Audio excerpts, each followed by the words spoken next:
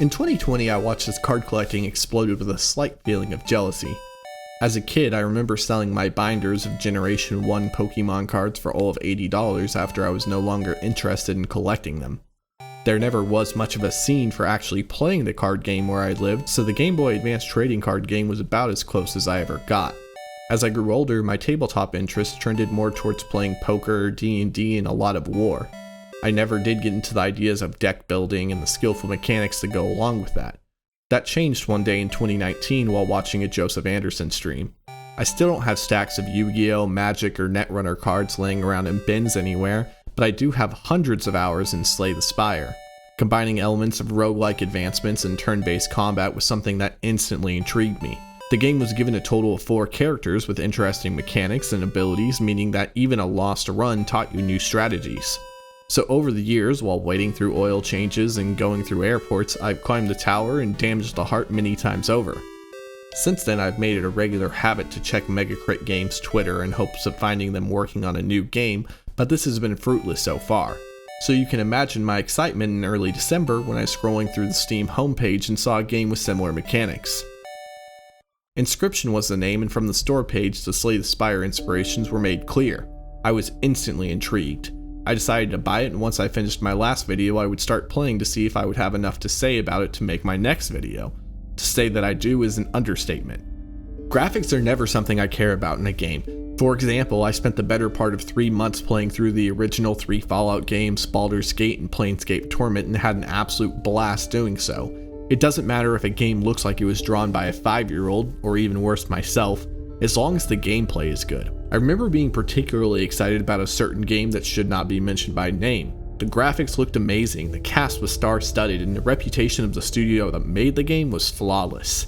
The gameplay itself, though, was notoriously buggy, and the mechanics best described as wide as an ocean but more shallow than a puddle. So rather than graphics, the focus of a game should be the aesthetics, and Inscryption nails this. Just from the Steam store page, you know what you are getting into. The visuals endow you with the sense of being trapped in a cabin in the woods where there is just a pair of eyes across from you, implying a threat as you partake in his deadly game. The sound design for Inscryption adds to the immersion. The theme you'll hear most of the time is subdued, however, the sound of cards hitting each other, tokens clacking against the table, and the shrieks of sound that play at certain events. These draw you deeper into the gameplay as you desperately try to navigate the many battles. This will change when you make it to the top of your map and encounter a boss battle. Each boss in this game has a unique theme that matches their design. At these times, the sound becomes oppressive.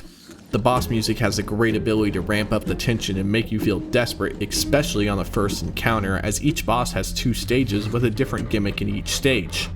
When you don't know what to expect, the sudden shift in sound to a more domineering atmosphere can make you go from ease to panic in a flash. Before putting you through this ordeal, your captor mentions that you are the first challenger to arrive in quite some time. He decides to teach you the basic mechanics of the game you are playing.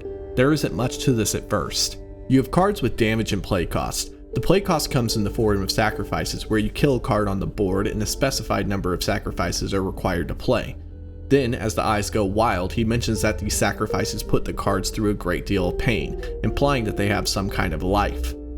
There is a scale that will have damage points added to it for each bit of damage either player does to the other player. The goal is to gain a 5-point lead for the win. At this point, the eyes peering across the table will allow you to see what they will be doing in their next turn so you can plan around it. You will play as far as you can, and when you lose the first time, you will learn that you can stand up. Looking around, you discover an unexpected aspect of this game and start to learn more about the setting. You can walk around the cabin and will notice there are puzzles along the walls. Taking note of what is required for each solution, you will grab the 2-pronged candlestick that works as your life bar. This allows you to lose 1 fight and continue. This won't last long because even if you get as far as you possibly can, your captor will field an unbeatable set. You will find yourself awake in a room with him looking at you, camera in hand. The eyes will instruct you to create a card to commemorate your failed run. 3 random cards will be chosen, which you will choose the cost, stats, and ability to draw from. Most, but not all cards have some kind of ability. These can be classics like the ability to ignore any enemy card in front of you and attack your opponent directly, or instant kills to your opponent cards. They can also be more dynamic, with the ability to return from death or gain an item. Both you and your opponents can have totems that apply these abilities to a set of cards. There is a rulebook in the game that contains descriptions of most of these. However, there are enough different abilities that you won't learn all of them even through 20 hours of playtime. Upon respawning, you will be taught about the next card cost mechanic, that being bones.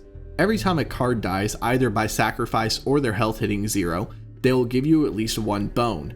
Certain cards will require bones, and this adds to the complexity of your deck. A mix of sacrifice and bone cost cards will allow you to play more complete hands and navigate more difficult battles.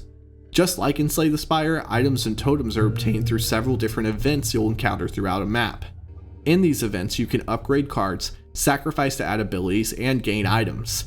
Items are not only useful, but sometimes necessary. My personal favorite item is the Squirrel in the Bottle, which allows you to draw a no-cost sacrificable card at any time. There is also the fan that puts flight on all of your cards on the field for 1 turn. Some of these are more disturbing, such as the weird bottle of talking ooze which does nothing, or the pliers that pull a tooth to gain a point. There is also trading on the map. This comes from another mechanic I am yet to mention, Overkill. This works 2 ways. First, extra damage can be applied to a card behind the one attacked. Second, if you do more than the 5 required points of damage to win, the extra points will be stored for you to spend with a trapper who will sell you pelts. Further along, you will find a trader who will trade the pelts from the trapper for cards. In some circumstances, the golden pelt, the most expensive pelt the trapper sells, can be used to instantly end a battle. Without doing much looking around, I found myself surprised by the lack of coverage this game is getting. I would think many of the sources I get information on games from would be all over this, but maybe this particular genre doesn't interest them, or they don't realize how much more there is to this game that I'm yet to discuss. Even with as much as I have said so far about the game, there is a story going on as well. If you are interested in the game, from my initial description, I would suggest going now and playing it. With some good RNG, you should be able to complete it in under 10 hours, and then you can return for the rest of the video. If you are yet to be convinced, here is where I'm going to reveal some minor spoilers. So again, if you want to play this game, turn back now, come back to this video later. I'm not going anywhere. If you aren't convinced yet, go ahead and stick around for this part. So upon starting up the game, there will be a voice that says, "Let's see what's on this thing." You will notice that there is no option to start a new game, but only to continue. This will become relevant later. When you play your first card, the Stoat, you will sacrifice it shortly after. Upon drawing the card again, it will begin to speak with you. It mentions that there is a way out of the room you are stuck in, but they are unsure as to how. The Stoat recalls that there is a hidden clue, and you can follow these clues into finding 2 other characters that will ultimately guide you to your exit. To reach this exit, you'll have to defeat the woodsman who has captured you.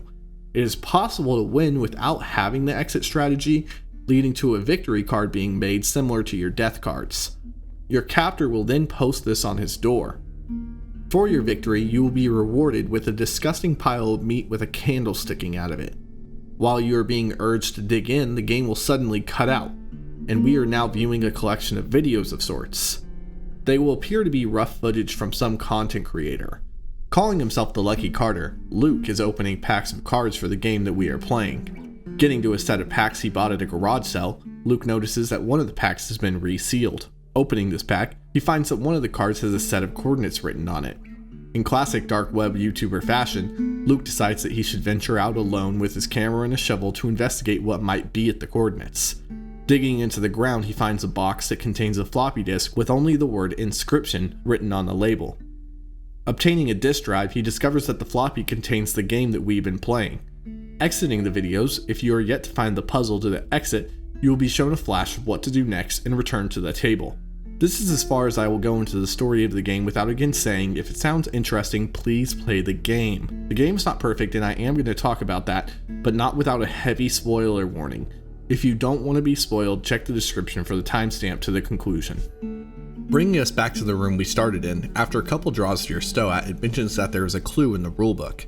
This code is to unlock the safe in the room, in which you will find your next companion, Stinkbug, and a key that opens the cabinet in the room. This key will lead to, guess what? More puzzles. These puzzles are ones you will see multiple times throughout the game. It's a slider tile set where the tiles have the properties of a card, and your goal is to set the tiles to total 5 points of damage. These will become more and more complex for each one you complete. In this room, there are 4 puzzles of this kind, and the third will give you the caged wolf. Sitting back down and playing another round, Stinkbug and Stoet will discuss that there is a third talking card, but they don't remember who exactly it is. Stinkbug will mention there is something about that caged wolf. One thing you'll notice is that the artwork for the cards has changed a bit. This will continue as you progress through the puzzles. To free the caged wolf, you are going to need to put it in position to take 6 damage and break the cage. Once this happens, you will hear a large crash in the room. Standing back up, you'll see that the statue of the wolf that was previously caged is now open. Picking this up and using it to complete a piece nearby will release the knife held down by it. This knife is a playable item similar to the pliers, though instead of pulling a tooth, you will cut out one of your eyes, awarding 4 points. After cutting out your eye, you will be offered a new one. One of these eyes will stand out, and choosing it will reveal the box used to offer the eyes has hidden words on it. Find salvation in the cuckoo clock. Looking at the cuckoo clock, you will now see that moving the hands will reveal a hidden compartment containing the final talking card and a roll of film. You may know where this is going. The big secret of the opponent we have been facing this whole time is that he uses his camera to capture the images of his cards. Your goal is now simple. You must find a way to get his camera and take a picture of him. The only way to do this is to defeat his 3 bosses and then beat him. Once you achieve this, the secrets of the game are revealed. Upon taking his photo, a new game button will appear.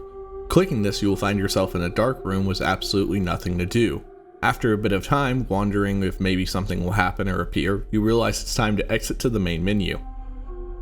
Now the menu will allow you to use the new game option. Remember when I brought up the Pokemon TCG Game Boy game at the beginning? Well, there actually was a reason. Upon startup, we have entered an entirely different game. We are introduced to the concept that the world of cards was created by 4 scribes. We know all of these scribes already. The first is the scribe of Beast, Leshy, who creates cards using his enchanted camera. This is the opponent we battled in the first act. The second scribe is P03, who uses a particle scanner and advanced technology to create his cards. During Act 1, this was the Stoet. The third is Gamora, the Stinkbug, who uses a quill to write her cards. Finally, there is Magnificus, the third talking card I mentioned in passing. He uses a paintbrush to paint cards endowed with magic. The player enters this world as a new challenger to take the position of one of these scribes. Each has been vying for power for years, and you are going to be the one to settle it. It becomes clear through the game that what we experienced in Act 1 was the result of Leshy being the victor of one of these conflicts.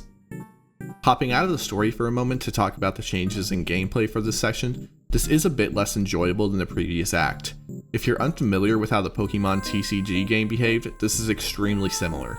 This section sets aside the roguelike aspects and items in favor of straight deck building.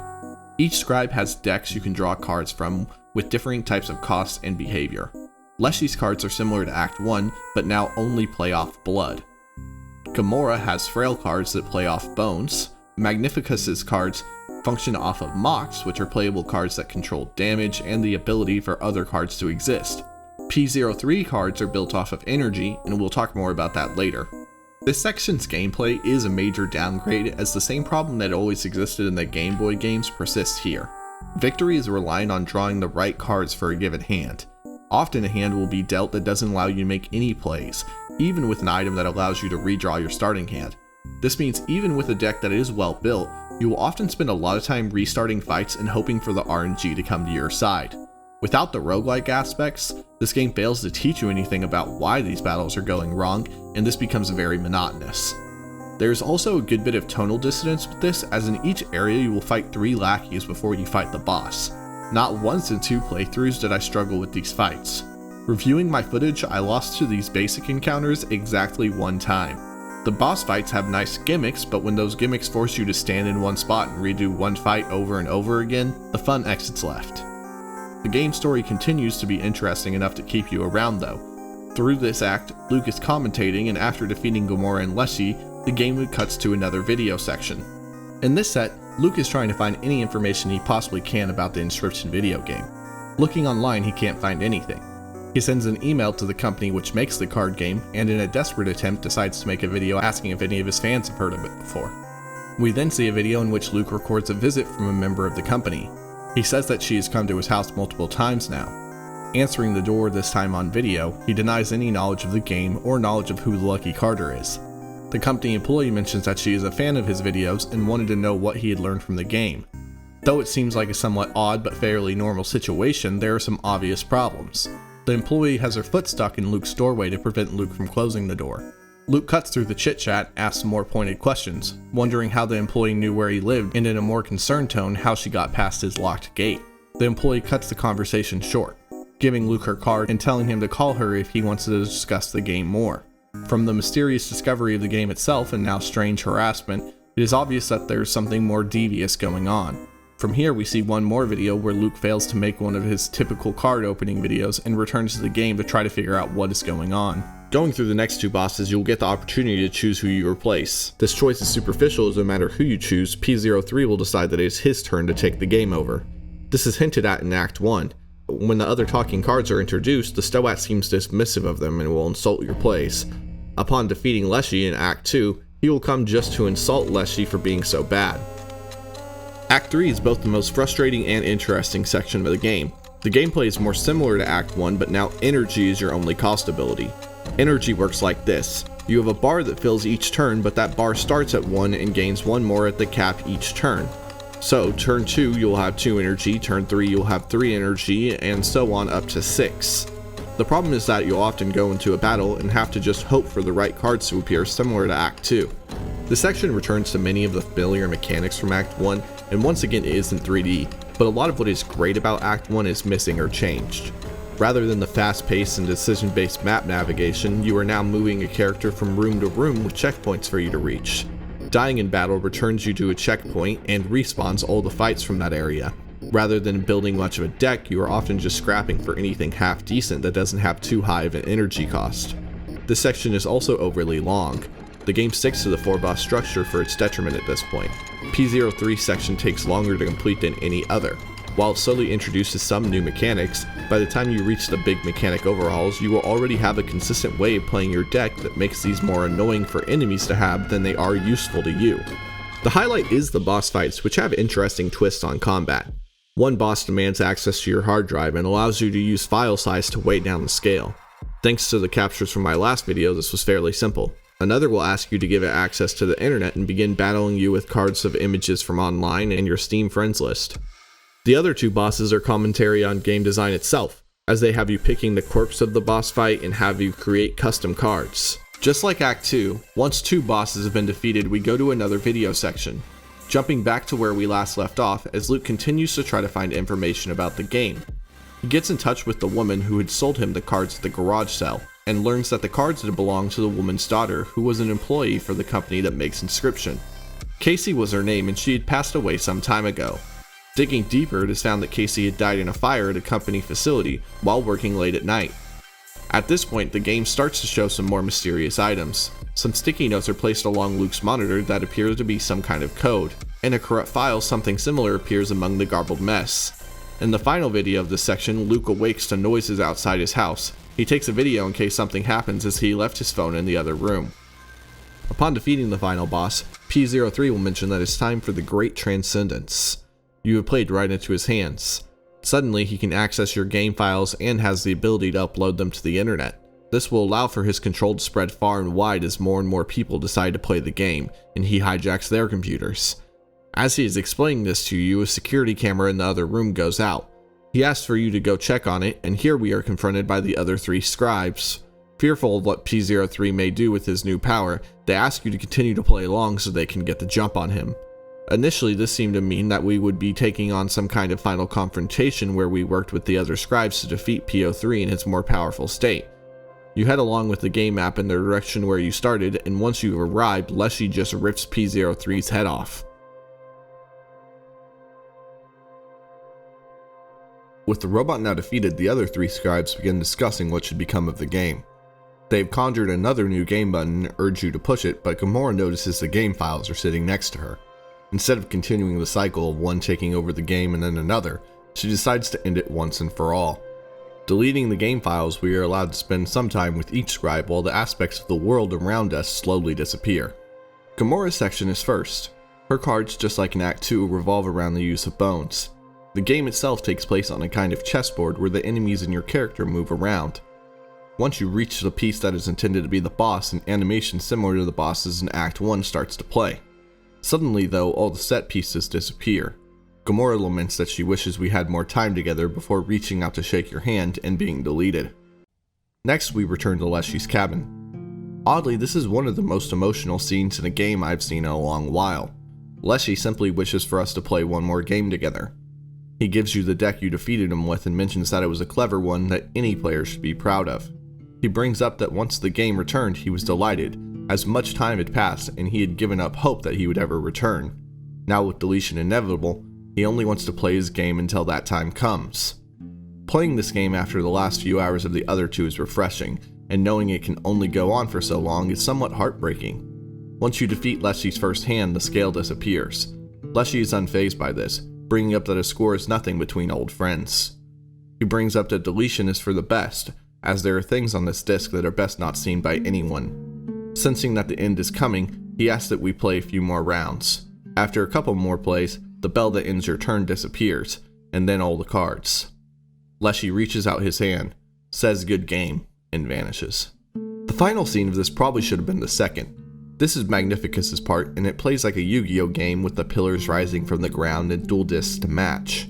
Unless you use Magnificus's starter deck during Act 2, then this will be the combat that is least familiar to you. Summoning orbs to power monsters is a cool gimmick, but for it to be the final part after that emotional goodbye with Leslie is tonally dissonant. You simply mash away at his cards as the game around you becomes more and more corrupt before ultimately everything disappears.